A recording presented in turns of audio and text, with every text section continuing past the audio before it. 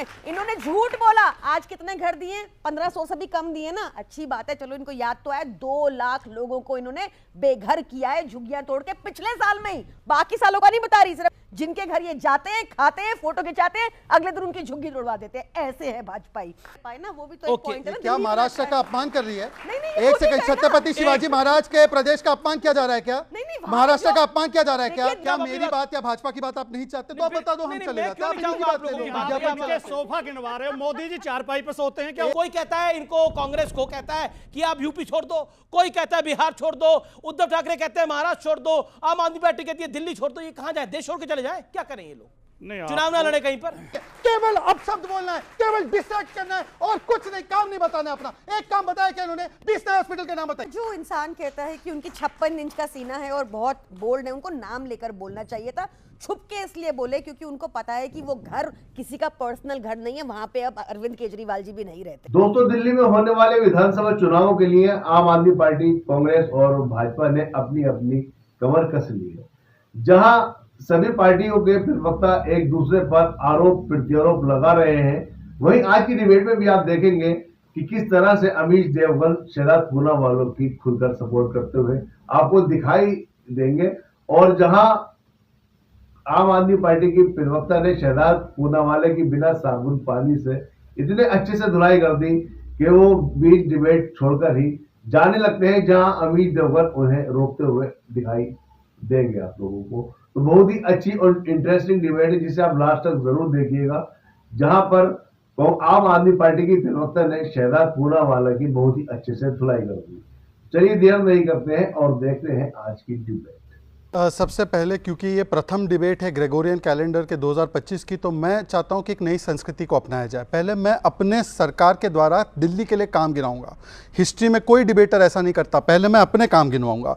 मोदी जी ने 10 सालों में 60,000 करोड़ के हाईवे दिए। Delhi Mumbai highway, Delhi Meerut highway, Amritsar Katra highway, Delhi Jaipur highway, eastern western peripheral expressway, metro का 4th फेज के लिए 13,000 करोड़, फेम की 400 इलेक्ट्रिक बसेस, 8,000 करोड़ हॉस्पिटल्स के लिए, 8,000 करोड़ यमुना की सफाई के लिए, 1,000 करोड़ दिल्ली सरकार को, 3,000 करोड़ यूनिवर्सिटीज के लिए, 3,700 करोड़ पेंशन्स के लिए। आज आपने देखा 1,600 घर हैंड ओवर कर दिए, 30,000 हमने आवास दिए, national war memorial, Pragati Maidan tunnel, Ambedkar memorial, free ration, 72 lakh लोगों को जन औषधि केंद्र में 90% के डिस्काउंट पे मेडिसिन। अब मेरा अधिकार बनता है कि 10 साल जिसकी सरकार रही उससे मैं कुछ सवाल पूछूं। आपने 10 साल पहले कहा था लटकते तार मुक्त दिल्ली करेंगे, मोदी जी ने रोका। आपने कहा था पॉल्यूशन मुक्त दिल्ली करेंगे, मोदी जी ने रोका। आपने कहा था यमुना जी में डुबकी लगाऊंगा 2025 तक, मोदी जी ने रोका। 24 घंटा साफ पानी सबके घरों में आएगा, आया क्या? आपने कहा था वाटर लॉगिंग मुक्त करेंगे, वाटर लॉगिंग मुक्त तो हुई नहीं। 3 बच्चे हमारे आईएएस प्रिपेयर करने वाले मर गए। 500 नए स्कूल के नाम बता दीजिए, 24 नए यूनिवर्सिटीज के नाम बता दीजिए, 24 नए हॉस्पिटल के नाम बता दीजिए, और बाकी सब छोड़ दीजिए। पंजाब में सरकार ने 1,000 रुपए प्रति महिला को देने का वादा किया था, नहीं दिया। देखिए, प्रधानमंत्री मोदी ने आज कहा कि मैं भी अपने लिए शीश महल बनवा सकता था, लेकिन मैंने गरीबों के लिए घर बनवाए हैं। यह डायरेक्ट अटैक है अरविंद केजरीवाल पर और उनके मकान पर, जिसको शीश महल, जहां पे खुलजा सिम वाले पर्दे हैं, जिसमें ऑटोमेटिक सिस्टम है पूरा, और कांग्रेस भी उसी श्रेणी में हमला बोल रही है। मुझे लगता है जो इंसान कहता है कि उनकी 56 इंच का सीना है और बहुत बोल्ड है, उनको नाम लेकर बोलना चाहिए था। छुप के इसलिए बोले क्योंकि उनको पता है कि वो घर किसी का पर्सनल घर नहीं है, वहां पे अब अरविंद केजरीवाल जी भी नहीं रहते। उनको पता है कि खुद के लिए उन्होंने 20,000 करोड़ का घर बनवा लिया सेंट्रल विस्टा में, उसकी बात उन्होंने नहीं की। आप इनके झूठों पे आती हूँ। इन्होंने बोला कि 8,000 करोड़ यमुना सफाई के दिए, झूठ बोल रहे हैं। आप लोग सब गूगल करके चेक कर लो, झूठी पार्टी है, ऊपर से नीचे तक झूठ के अलावा कुछ निकलता नहीं इनके मुंह से। दूसरा सुनिए, इन्होंने झूठ बोला। आज कितने घर दिए? 1500 से भी कम दिए ना। अच्छी बात है, चलो इनको याद तो है। 2 लाख लोगों को इन्होंने बेघर किया है झुग्गियां तोड़ के, पिछले साल में ही। बाकी सालों का नहीं बता रही, सिर्फ 2023 में 2 लाख लोगों को इन्होंने बेघर किया है झुग्गियां तोड़ के, जिनके घर ये जाते हैं, खाते हैं, फोटो खिंचाते हैं, अगले दिन उनकी झुग्गी तोड़वा देते हैं। ऐसे है भाजपाई।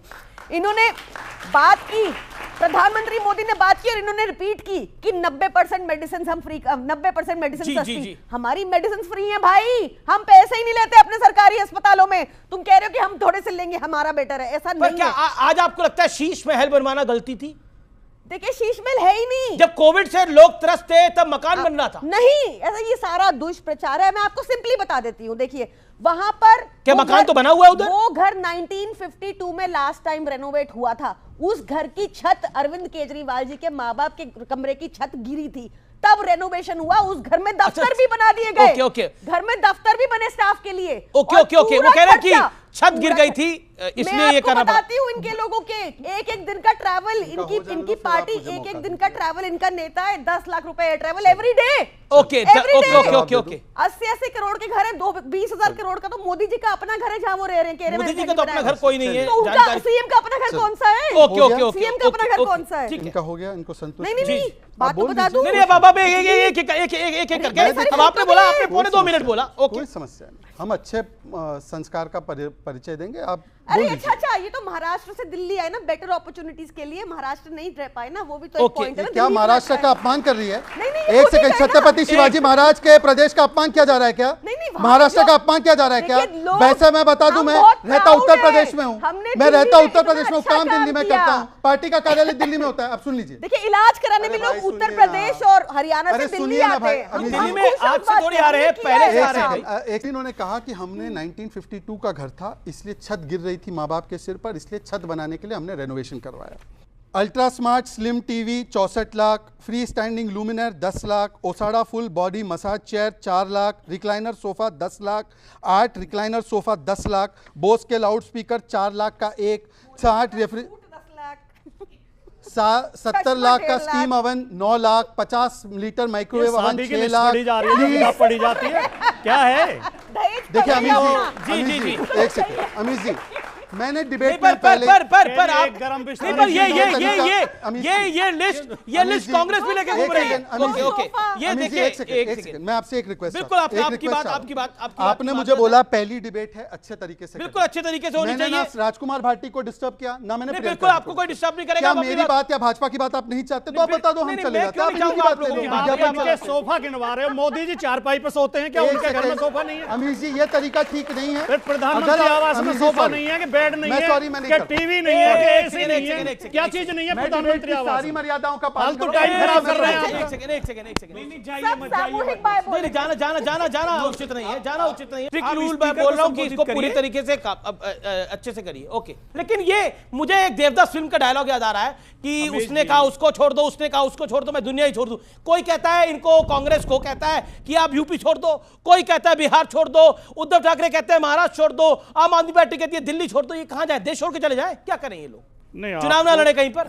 आपको देवदास फिल्म का डायलॉग याद आ रहा, मुझे आदरणीय उदय प्रताप जी का एक शेर याद आ रहा है। जी जी, कि सभी प्यासों के हिस्से में बराबर मैं नहीं आती, तो साकी कैसी पैमाइश से पैमाना बनाता है। उन्हें तो इतने बड़े गिलास में पैमाना, हमारा कप इतना सा, ये तो पैमाना ठीक नहीं है। देखिए सुनिए, ये समाजवादी दिल्ली क्या की उदाहरण दे रहे हैं आज? हाँ, समाजवादी पैमाना ज्यादा समाजवादी पकड़ते पैमाने हैं की बात कर रहे हैं। बच्चों जरा तालियां। सर खैर, इसमें कोई संदेह नहीं है कि दिल्ली में केजरीवाल की सरकार ने काम किया है, और शिक्षा और स्वास्थ्य के क्षेत्र में तो बेहतरीन काम किया है। और केजरीवाल ने जो काम किए हैं वे सारे वो काम है जिससे आम आदमी को लाभ हुआ है, और आम आदमी केजरीवाल के पक्ष में, इसमें कोई संदेह नहीं है। अभी कुछ वादे ऐसे भी रह गए होंगे जो पूरे नहीं हुए होंगे, लेकिन केजरीवाल के वादे याद दिलाने के लिए शहजाद भाई को बार बार वीडियो निकालने पड़ रहे हैं। जनता को याद नहीं है, लेकिन अगर एक चेहरा देखें तो पता लगेगा। अभी मोदी जी का चेहरा वोट डाले हैं, पता लगा है। मोदी जी का चेहरा जब भी टीवी पे आता है, यजमान के बाल कितने पता लग जाता है। डिबेट में मुझे 10-20 सेकंड ना 1 मिनट बोले आप, उसमें भी आप बोलने नहीं देंगे। बोलिए। मोदी जी का तो चेहरा देखते ही उनके वादे याद आ जाते हैं तुरंत। 15 लाख, 2 करोड़ नौकरी, 35 रुपए लीटर डीजल, डॉलर की कीमत रुपए के बराबर हो जाएगी। थे वादे नहीं थे? काला धन खत्म हो जाएगा, आतंकवाद खत्म हो जाएगा, गंगा को साफ कर दूंगा। मैं आया नहीं हूं, मुझे गंगा ने बुलाया है।